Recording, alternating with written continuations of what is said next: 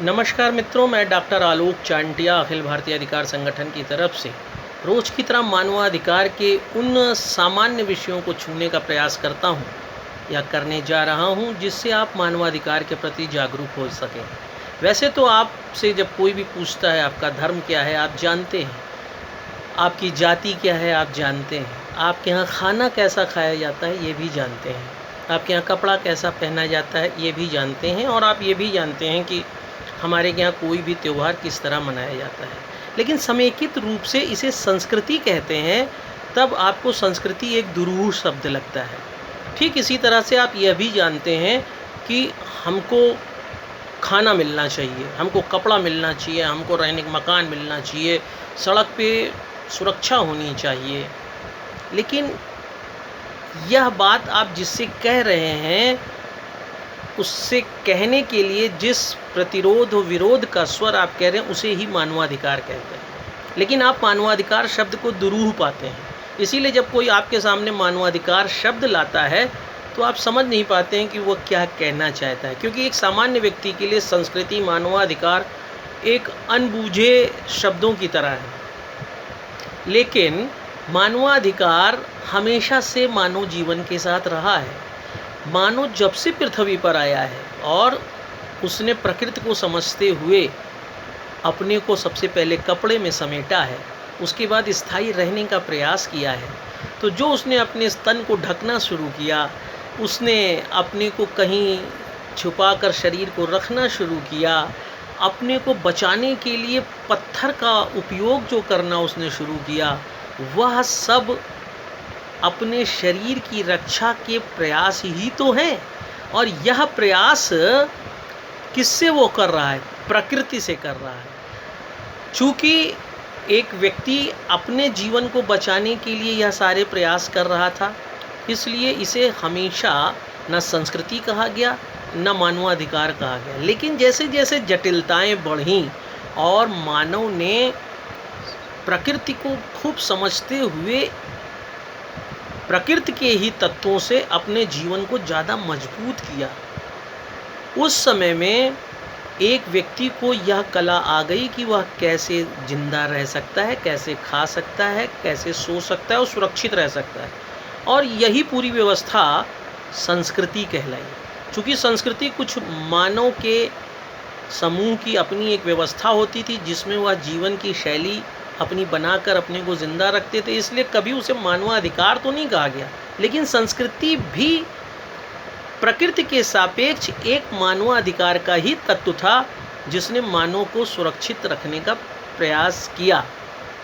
चूँकि संस्कृति के तत्वों के लिए सामने जो है वह प्रकृति है, प्रकृति अमूर्त है, इसलिए हमने वहाँ पर अधिकार नहीं, हमने प्रकृति के आगे सर झुकाया।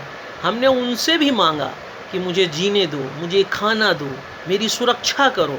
लेकिन यह अदृश्य मानवाधिकार धर्म कहलाने लगा। लेकिन जब धर्म से इतर भी मनुष्य को ये लगा कि एक ऐसी व्यवस्था होनी चाहिए, जब अदृश्य शक्तियों से यह कहने के बजाय कि हमें जीवित रखो, हमारी सुरक्षा करो, हमें खाना दो, कोई और भी ऐसा होना चाहिए जो हमारी सुरक्षा का जिम्मा ले ले, हमारे खाने का जिम्मा ले, हमारे रहने का जिम्मा ले, तो धीरे धीरे संस्कृति का यही सर्वोच्च स्वरूप राष्ट्र राज्य की संकल्पना में आया। और राज्य की संकल्पना में एक ऐसी शक्ति की स्थापना मनुष्य ने ही किया जिसमें उसने अपने निहित शक्तियों को एक केंद्रीकृत शक्ति में परिवर्तित कर दिया, जिसे राज्य कहा गया, जिसे सत्ता कहा गया। और उससे कहा कि तुम मुझे खाना दो, मेरी सुरक्षा करो।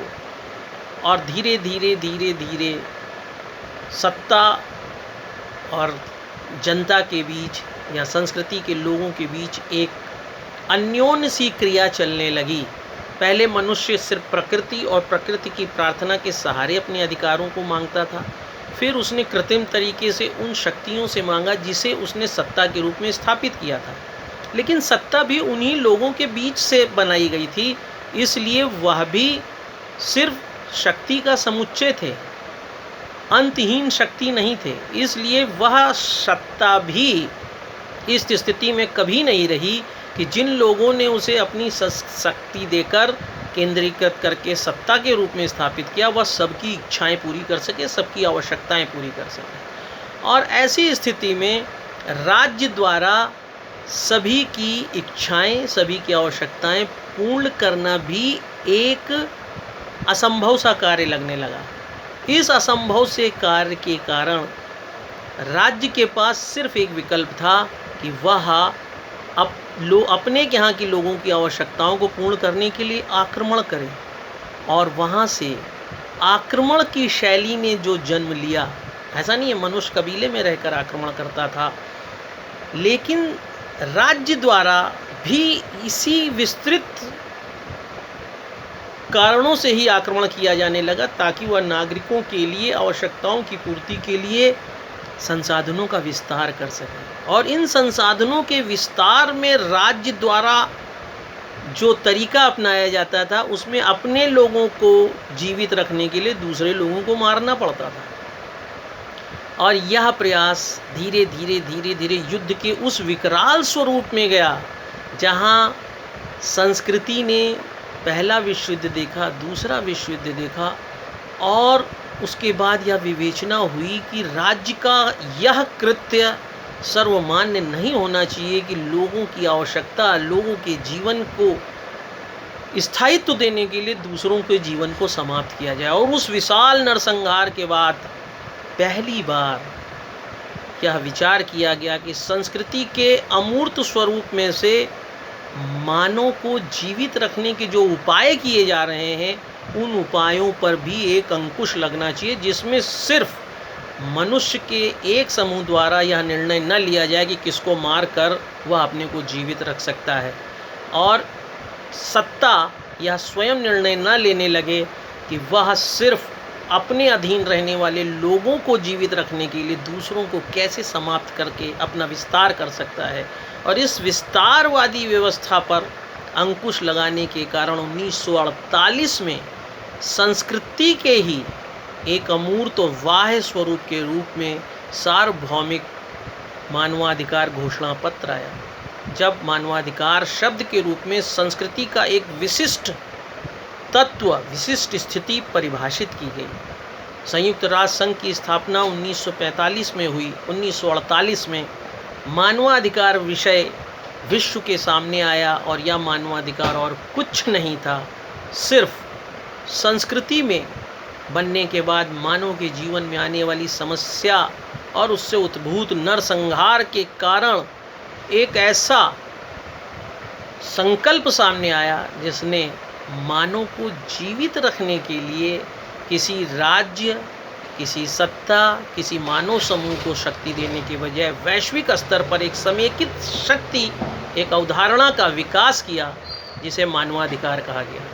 वास्तव में मानवाधिकार कितने प्रकार के होते हैं, क्यों होते हैं, इसकी व्याख्या मैं कल अपने दूसरे वीडियो में बताऊंगा। आप हमारे साथ जुड़े रहें ताकि आप जान सकें वास्तव में मानवाधिकार क्या है, ताकि अखिल भारतीय अधिकार संगठन आपको सहजता से समझा सके कि मानवाधिकार क्यों और मानवाधिकार की आवश्यकता क्या है।